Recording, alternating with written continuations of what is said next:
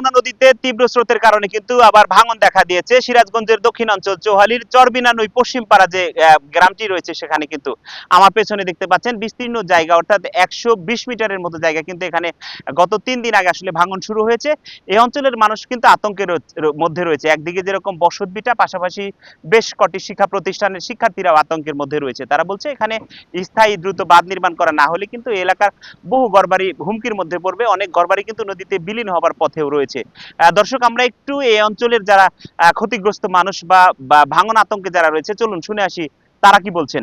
গত 3 দিন হলো হঠাৎ করে রাত 8:30টার দিকে আমরা যখন নামাজ পড়ে বাইরে হই তখন ভাঙন শুরু হয়েছে।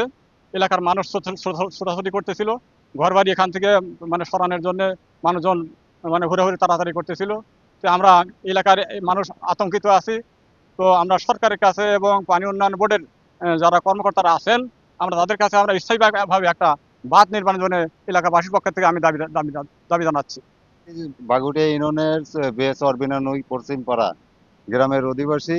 আমাদের এখানে কমপক্ষে 10টি প্রতিষ্ঠান আছে।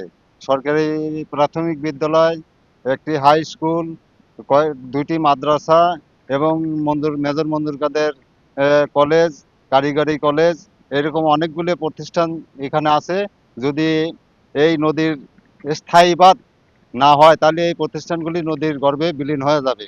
এর জন্য আমরা বর্তমান সরকারের কাছে এবং পানি উন্নয়ন বোর্ডের কাছে দ্রুত আবেদন রাখছি যে যাতে স্থায়ী বাঁধ নির্মাণ করে আমাদের এই এলাকাবাসীকে রক্ষা করে। বাড়ি এখন নদীর বিলীন হয়ে যাচ্ছে, এরকম বহু বাড়ি বিলীন হয়ে যাচ্ছে। আমরা অনেকেই কষ্টে আছি, এই এলাকার লোক, গরিব বিক্ষুব্ধ দেশ। আবার আমার এমপি মহোদয়ের কাছে আমরা আবেদন করি, সোহালি যেরকম বেরিবান হয়েছে যেরকম কাজ হয়েছে ওরকম একটা কাজের দাবি করতেছি। আমরা অনেক আতঙ্কের ভিতরেই আছি। এইসব নদীর পাড়ে যেসব ঘর বাড়ি আছে, ভালো ভালো প্রতিষ্ঠান আছে, সরকারি প্রতিষ্ঠান, সব নদী গর্ভে বিলীন হয়ে যাচ্ছে। আর আমরা এতটাই আতঙ্কিত, আমাদের ঘর একদম নদীর কিনারায়, কখন যেন আমাদের ঘর সহ চলে যায়, এই অস্থিরতা নিয়ে আমরা এলাকাবাসী সবাই একটা অস্থিরের ভিতরে আছি। এখন এমপি মহোদয়ের কাছে আমরা অনুরোধ জানাচ্ছি, এলাকাবাসী সবাই আমাদের এখানে যেন স্থায়ী বাঁধ হয়, এই নিয়ে আমরা একটা আপনাদের কাছে জোর আবেদন জানাচ্ছি।